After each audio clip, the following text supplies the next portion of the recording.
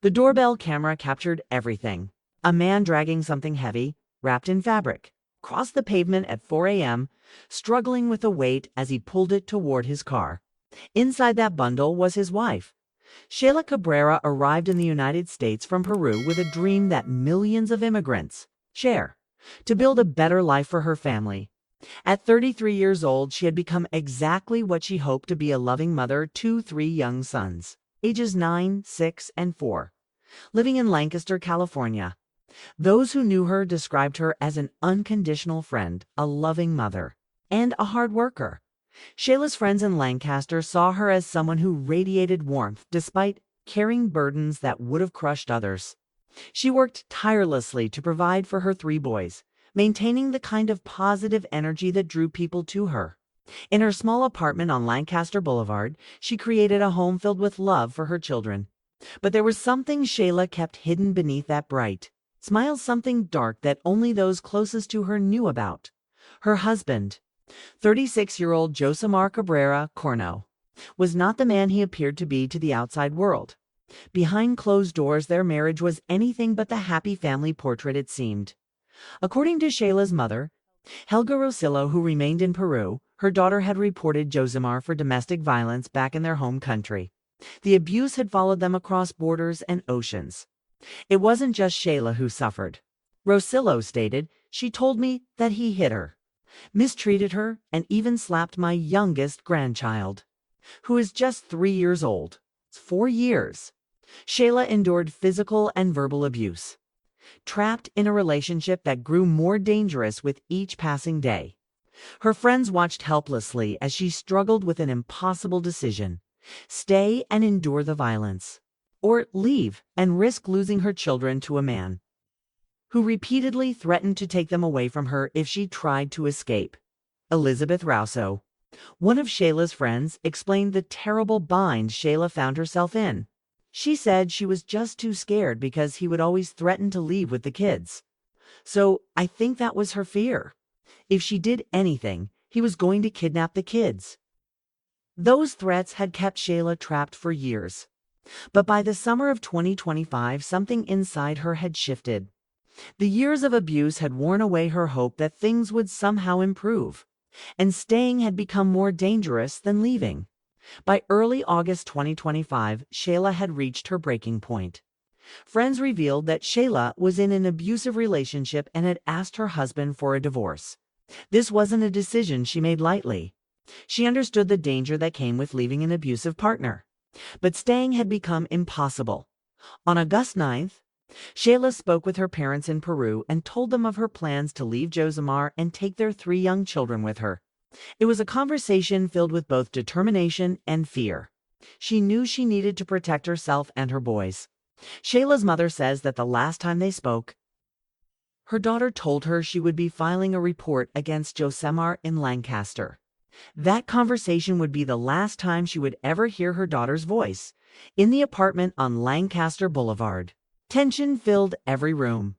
Josemar knew what was coming. His wife, the woman he had controlled through fear and violence for so long, was planning to leave him. The mask of control he had worn for years was slipping, and beneath it lay something far more dangerous than anyone had imagined. Another friend tearfully recalled during a vigil, "This is really hard for me right now because we tried to get her out." The community had seen the warning signs. They had tried to help, but domestic violence cases are notoriously difficult to escape, especially when children are involved and the abuser makes credible threats. What Sheylla didn't realize was that Josemar had no intention of letting her go. In his mind, if he couldn't control her anymore, then no one would have her. August 9th was the last day Sheylla Cabrera was seen alive. Inside the Lancaster apartment on August 10th, the unthinkable happened. The exact details of the murder remain sealed in court documents. But what investigators pieced together paints a picture of calculated violence. Prosecutors allege that Josemar killed Sheylla on August 10th at the Lancaster apartment where they and their 3 children lived. Special circumstances filed by the district attorney's office allege that a knife was used in the killing. This wasn't a crime of passion or a momentary loss of control. This was deliberate. This was final. Somewhere in that apartment were three young boys, unaware that their mother was being murdered by their father. Three innocent children who would have their childhood shattered.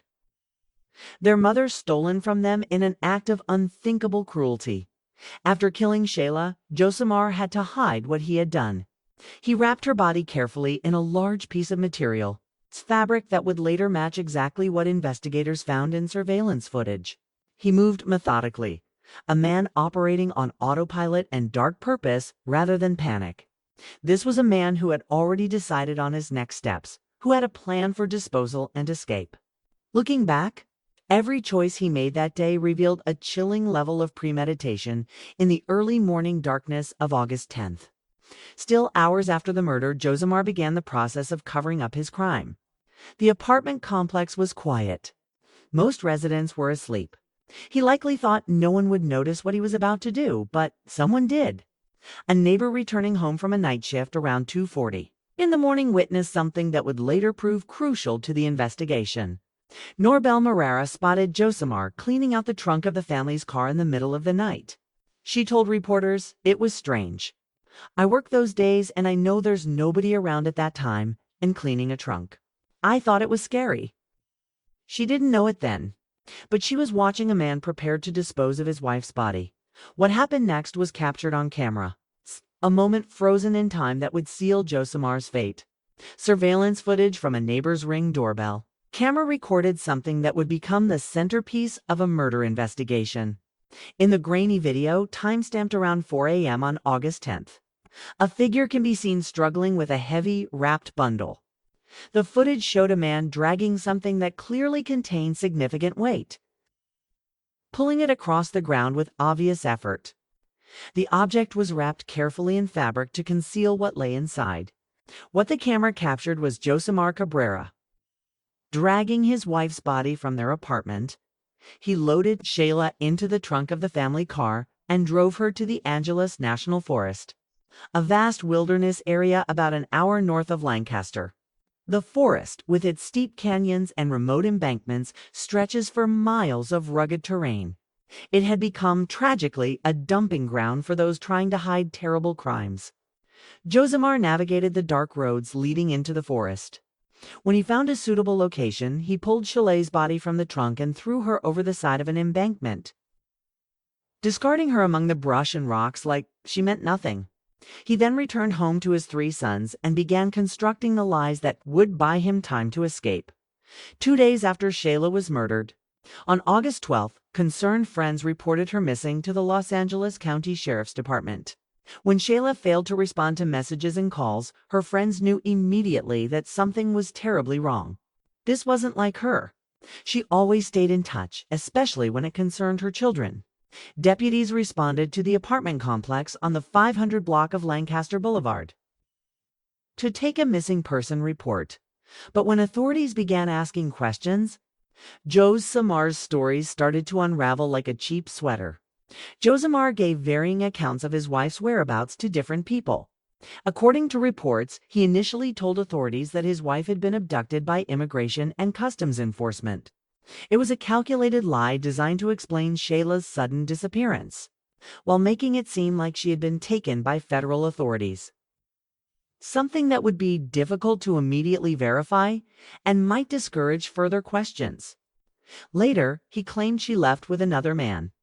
In a third account, he said she'd suffered an accident but refused to provide any details. Each lie contradicted the last, raising red flags for investigators and Shella's family. Why would a concerned husband have 3 completely different explanations for where his wife was? The inconsistencies were glaring. Detectives immediately suspected foul play. Shella's friends told investigators about the years of domestic violence, about her plans to leave, and about the threats Josimar had made to take the children. Combined with his constantly changing story, investigators knew they were looking at something far more sinister than a missing person case. They began looking into surveillance footage from the apartment complex, hoping to find any clue about what had happened to Sheylla. On August 13th, during Lancaster Station's follow-up investigation, detectives discovered something that transformed the case entirely. They found surveillance footage from a neighbor's Ring camera that showed Josimar dragging a large object wrapped in material from the apartment complex. The damning video footage instantly transformed the investigation from a missing person case to a homicide investigation. The Los Angeles County Sheriff's Department's Homicide Bureau immediately took over the case. Detectives contacted the Crescenta Valley Altadena and Montrose Mountain search and rescue teams, who immediately began searching large areas of the Angeles National Forest. The forest covers over 700,000 acres of rugged mountain terrain. Finding a body there would be like finding a needle in a haystack. But investigators had to try. Meanwhile, detectives worked in conjunction with the Mexican General Consulate and the Peruvian General Consulate, issuing alerts for Sheylla Cabrera. They had learned something else deeply concerning. Sheylla and the couple's 3 young children were also missing. Investigators believed Sheylla had already fled the United States, likely taking his sons with him back to Peru.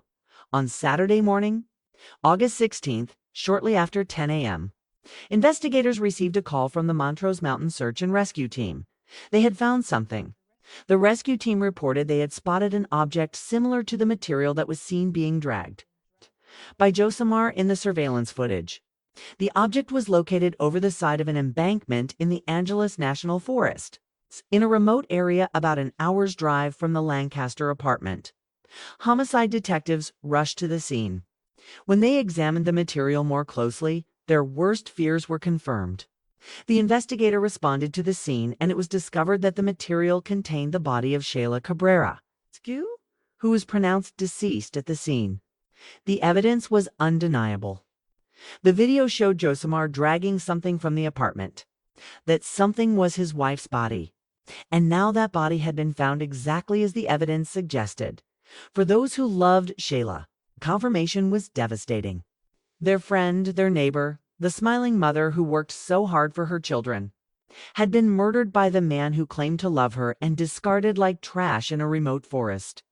News of Shella's death spread quickly through the Lancaster community. On the same day her body was found, investigators learned that the 3 Cabrera children had been located safe in Peru and taken into protective custody. At least the boys were safe, but their mother was gone and their father was a fugitive wanted for murder. That evening, loved ones held a vigil for Sheylla outside Lancaster City Hall. Women and neighbors held signs reading, "Justice for Sheylla and not one more." The vigil candles flickered in the California evening. Sheylla Cabrera was thousands of miles away, having fled to Peru in a desperate attempt to escape justice. Lieutenant Michael Medica told the New York Times that Sheylla was detained in both Mexico and Peru after entering the countries by land. In each instance, he was released because he had not yet been charged with a crime. Without formal charges filed in the U.S., authorities in Mexico and Peru had no legal grounds to hold him. Peruvian authorities questioned him at the airport in Lima and took the children into protective custody but couldn't detain Sheylla himself. Peru's foreign ministry announced that it had repatriated the children back to Los Angeles via Mexico City to be reunited with their maternal grandmother. Meanwhile, prosecutors in Los Angeles County prepared to file formal charges. On Thursday, August 21st, homicide investigators presented their case to the Los Angeles County District Attorney's Office. Sheylla Cabrera Corno was charged with 1 count of murder with allegations of using a knife as a deadly weapon. The next day, the District Attorney's Office filed an extradition arrest warrant. District Attorney Nathan Hookman issued a statement. "The allegations against this man are horrific, and we will do everything possible to bring him to justice back under our jurisdiction to be held accountable." An Interpol red notice was issued for Sheyella's arrest, marking him as a wanted fugitive across the globe. If convicted as charged, he faced a possible maximum sentence of 26 years to life in prison. For days, Sheylla remained at large in Peru, but the walls were closing in, and he knew it. On August 27, 2025, he turned himself in to the Interpol headquarters in Lima, Peru. Peru's National Police Force announced the surrender with a video showing him handcuffed, wearing an Interpol insignia on his shirt, flanked by law enforcement officers. Local authorities are in the process of extraditing him back to California to stand trial. The extradition process could take several months. But Josimar will remain in Peruvian custody until he can be returned to the United States.